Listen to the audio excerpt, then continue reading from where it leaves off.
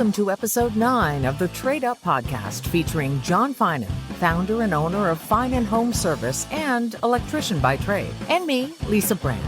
John and I wrote a book together. It's called Trade Up, and it's available on Amazon. It's about what a life can look like when you or someone you know choose a career in a skilled trade. Read more about it at tradeupbook.ca. Coming up, John shares his thoughts on a couple of freebie experiences that high school students should really check out before they choose a path for their future. Why he's found the golden rule shouldn't be followed after all. One of the big banks is offering a no-fee bank account to apprentices for the first time. And we begin with John's thoughts on what he would do if he was the skilled trade special advisor to the Minister of Labor, Immigration, Training, and Skills Development. This is a real position. The person who does it suggests changes and improvements to the Ontario Ministry.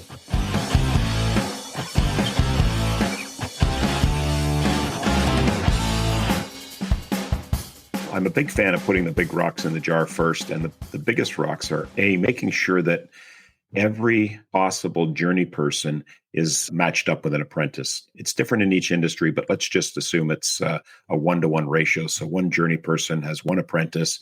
They work together essentially for 5 years. And now you have another journey person who takes on another apprentice. And that's kind of how the trades perpetuate themselves and have for generations, frankly, hundreds of years in some respects. So making sure that every journey person is matched up with an apprentice would be the best way to make sure we're maximizing the availability of apprentices. And the next one is making sure that apprentices that start a process actually finish successfully. So there's 144 registered trades in Ontario. And if you looked at them as a group and divided it into males and females, roughly speaking, a little over half of the males complete their apprenticeships and a little over a third of the women finish their apprenticeships. That's not going to move the needle much when you think about matching apprentices and journey people if we can't get, even half of the average number of them through that. So we've got to answer the second question, which is how do we get them through that? So when they start the apprenticeship, they complete it. When it comes to skilled trades in terms of construction, so plumbers, electricians, and sheet metal mechanics, and the construction related trades, the completion rates are much higher, but they're still not perfect. So for men, it's in the 80% range. And for women, it is much less. I don't remember the number. It's not 30%. It might be 50%, but it's far less than men. And that needs to change. So we need to figure out why that is and then address those things. But let's just say that we want, as a government, to think further ahead. And I'm not saying that our governments think beyond the next election cycle, but let's say that's how they think. We need to think, what do we need in the generations to come? So here we are in July 2024, and one of the things that dominates the stats is that the population of our country is going to be something like at least a third more in the next 25 years. So if a journeyman has one apprentice for 5 years, they've just replaced themselves. How do we account for the growth that needs to go on? We're in a housing shortage as it is right now. And you can point to many factors. Development didn't get done the way it should have. Government was slow to approve things. We've allowed population through immigration to grow at a faster rate than we ever had. And that's kind of led to this situation we're in housing, which frankly, I think is a wonderful problem.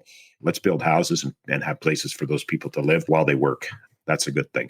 But there's just no way that we can get to where the country needs to be to sustain the kind of growth that we expect to happen over the next 25 years unless we get more apprentices into the program and more of them graduated. So that would be my advice to the minister. I imagine there are a lot of reasons behind the numbers of people dropping out, not following through. What are some of the factors that would prevent more apprentices hooking up with journey people and having their apprenticeship go? Do you know what's in the way of that? Yeah, so I'm like everybody else. I have an opinion on things. My opinion is sort of based on what I see in the world, and it's probably got some accuracy, but I can't tell you it's going to be 100% right. So it's got the biases that I come with. But here's what I think. I think that there's a number of factors that relate to that. And the first one would be that not every company will take on apprentices. When I first started in business, I worked for probably 2 years before I took on my first staff person, because frankly, there wasn't enough work to go around for even just me. And as the company grew, I took on another person. And that started a cycle where I was hiring. And then I became not John the electrician anymore. I became John the business owner, John the developing his human resources department, dealing with all of the things that you need to deal with when you have staff members. And let's face it, not everybody wants that. A lot of people, particularly in the trades, they want to go into business so that they can keep themselves busy, feed their family, maybe control their schedule a little bit more. I will say that I have some of that, but to a great degree, I don't. We have a good number of staff, and I'm a slave to the business as much as I ever was. And the more we grow, the more that becomes the case. So unless you're willing to step into that role and bring on apprentices, you're just not going to. So that is a barrier for sure. And your next question, I think, was, so how do we get people to complete it? Or maybe more specifically, why are they not completing it? And what can we do about it? And the first thing is, I would say, is we're dealing with young people. We're dealing with people that are getting their first job. What goes on with your first job is your first paycheck, your first ability to spend money. If you've got a paycheck that's got a bit of a track record, the bank wants to know all about you and they want to lend you money, which is not a bad thing if used properly, but a lot of times it's not. So in the first 5 years of somebody's working career, there's a lot of learning that goes on. You typically would buy a car, locked into payments for 84 months in some cases. You've moved out of the house, you've got a lease, you've got a landlord, you expected to pay your rent the first of every month, regardless of whether you have the money or not, or if you spent it on something else. So the obligations of an adult start to weigh on you. And if your job isn't exactly fulfilling what you need, or maybe hours are a bit short, you'll wander off to something else for sure. Well, I wonder if one of those things might be resolved for some people with CIBC's new no-fee banking option. I don't want to sound like I'm trying to sign people up for this, but I've never heard of a banking option, no fees for apprentices specifically, if they can prove they're an apprentice. And would that have helped you when it was time to get started in your career? Would this have made a difference? Absolutely, it would have made a difference. And it's funny, sometimes bits of information catch you at a time when you're receptive to it. So you remember on an episode or so ago, I sat down with my 27-year-old son as he entered the trade. It's his third career. It was Father's Day. Towards the end of the episode, went to school, got a job in banking, which is exactly what he wanted at the company that he actually wanted to. Did that for 12 months, decided that that wasn't what he wanted. And then he was a truck driver for 4 years. And then things started to slow down in the new housing sector and work was a little bit scarce there. So he realized that, I don't want to be going on these 2-week long haul trips out of the country. He had just bought a house, just got married. Fair point. Why would you want to do that?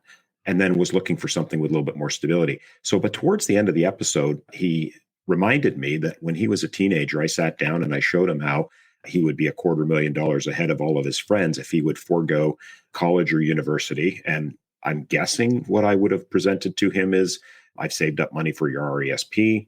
I'm willing to transfer all that money to you in a tax efficient way so that you could maybe get a down payment on a house. And as an 18-year-old, you can start a trade. And by the time you're 23, you're going to be a certified journey person. And oh, by the way, you can take some courses at university part-time. So by the time you're 28, which is exactly how old he is right now, you could have a trade and have been earning a paycheck for 10 years. Lots of money. You could have continued to live at home for as long as you wanted, because always happy to have my kids nearby.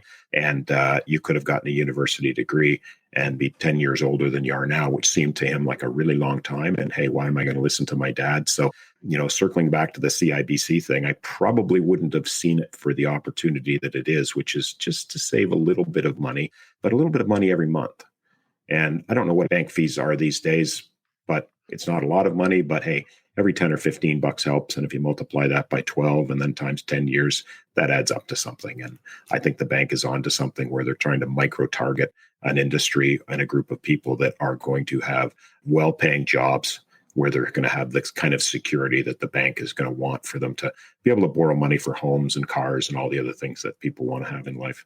Right. And so essentially you're saying, in other words, that apprentices are a good bet for the bank. I think they are for sure. Yeah. If you think about, there's a lot of bad publicity for debt-based education right now. And I guess that's the other thing. If you're a bank and you want to lend money to young people, boy, you can lend them a lot of money to go to school, because there's no shortage of courses for them to take and no shortage of, I don't want to say career opportunities, but at least suggestions of career opportunities. So somebody can spend 5 years in school and accumulate $50,000 or $60,000 worth of debt quite easily. And if it's a student loan, the government backs it. So what a great safe bet you've got there as a bank. But I think the banks are going, wait a second, do we really want to saddle a 23-year-old person with a student debt, which in Ontario, the average amount of time takes 14 years to pay back? Why don't we start dealing with the people that are actually earning a paycheck and can actually be contributing to society right away and are borrowing money for good things like homes and second homes and starting businesses and these kinds of things? So you're actually suggesting that bankers have a heart? No, they don't even need to have a heart. Okay, That's the okay. wonderful thing about our economy, because financial transaction is just, I give you something that's got more value to you than the money you have. And Right. you don't need a heart for that. Let's exchange, you know. Yeah. Well, if somebody wants to look into this CIBC thing, they're actually giving a chance to win a truck and all sorts of stuff. And it might be a better way to load up on tools and things if you don't have to pay for your bank fees. I hope it's an EV, the truck. That's all I would say. I mean, if you're going to be Yeah, giving a young person something to get their career started, let's start them off where they're likely to end up anyway. What 22-year-old needs 8 cylinders of gas guzzling hundreds of horsepower? They don't. Yeah. right. Okay, so the school year's done, but the trades and tech truck is going to be back out again in the next school year. And it was so popular with these simulators and activities. They have 4 trucks now for the 2024-25 school year. Demand has been so high. And they have all sorts of modules and things on it. And I know I'm kind of tying these two things together, even though they aren't really tied together. But the Level Up trade shows that we also were a part of with our book Trade Up, there were all sorts of hands-on things going on there as well. And I can just see after watching these kids at Level Up trying something for the first time, how it could open up a whole new world for them to have a truck pull up and they can go, okay, how's a welder work? Or how's a fire alarm work? Or whatever. No, I think it's a wonderful idea. And, I'm a big fan of having a really good look at what a career has to offer in an environment that's as closest to the career as possible. And, let's face it, you're not getting most young people onto a real construction site. It just doesn't happen anymore. Even tradespeople that work in the industry, when you move to a new job site, there's at least an hour worth of safety training Mm, that goes into that specific site before you can walk past the general contractor's trailer with your sticker that allows you to be on that site. And if you've seen tradespeople, not only are they wearing orange vests, which are necessary, but oftentimes you'll see on their hard hats, there'll be a bunch of stickers, and they're not just random stickers. They're stickers that say, I'm certified to be on this job site and this job site. And we wear them with a badge of honor because it actually takes quite a bit of training to get onto each site. So I think that the trades trucks are just another way to perpetuate that. And the good thing, we don't decide to be a plumber, an electrician, a sheet metal person based on the work. It's really the story of what that career arc has. And typically what you'll find is that most people that have chosen any kind of a career, you hear this all the time. A young person says, I just want to be a doctor because I want to help people. Well, I can tell you that after a number of years of being on this earth, there's no job that they pay you for where you don't actually help people. Like, you're helping people no matter what you do. The most menial job that we have, helping people. The most expensive job, helping people. So let's get past that. What you really are after is you're after something that's a story, and you've seen somebody living a lifestyle emulating behaviors that you hope one day that you can be doing. And I think as a trades group, we've done a poor job of showcasing that, not because good role models and examples are not out there. We just haven't really shown that to people. Oftentimes back in the day, we would go to high school classes and just walk around and chat with people. There were plumbers, electricians, and all that. We're just not professional speakers. We're just not used to captivating an audience and selling them on what that career has to offer. And frankly, bragging about the lifestyle that's achievable.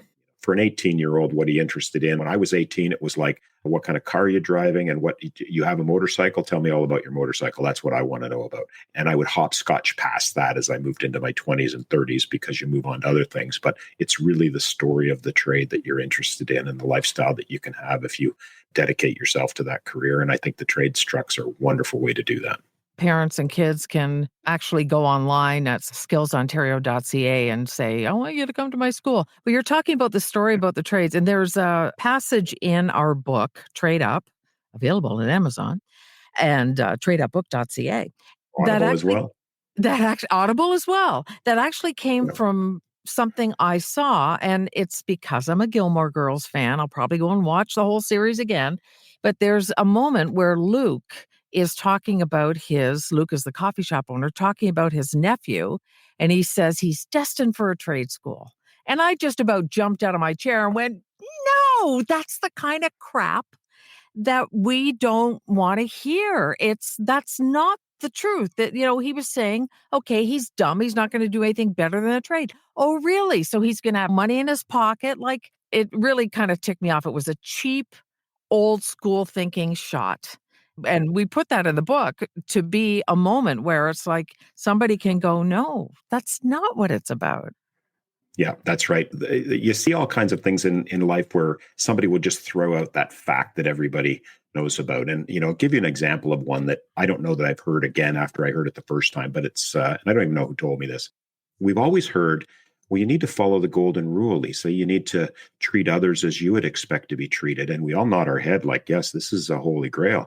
Well, I can tell you that 90% of the conflict in the world is because I'm treating you the way I want to be treated. I'm not treating you the way you want to be treated. That's what you want. If I treated everybody the way I want to be treated, it would be a much, much worse world. I'll treat somebody like, oh, wait a second.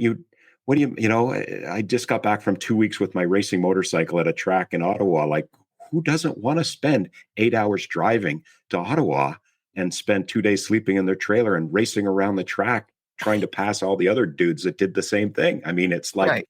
How do you not love that? And guess what? Lots of people don't love that. They think Right. that's plain stupid. And it might be. The ambulance, probably every 2 hours, the ambulance went out and picked one of us up off the track and took us away. And we sat around and God, yeah, thank God it wasn't me.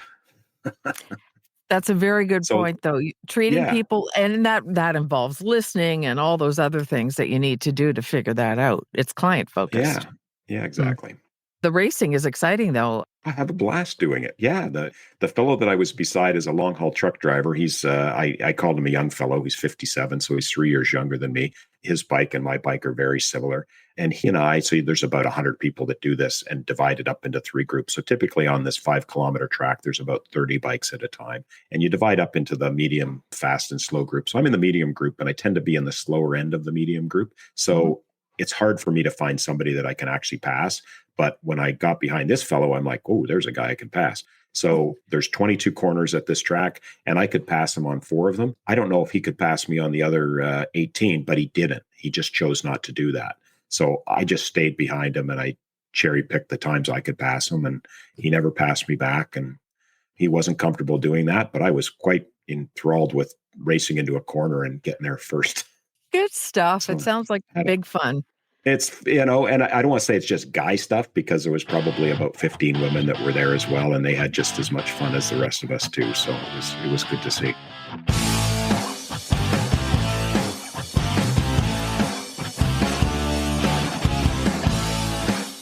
Thanks for listening to the Trade Up Podcast.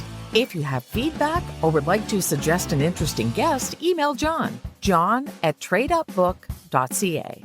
Thanks again for your time from John Finan and me, Lisa Brandt.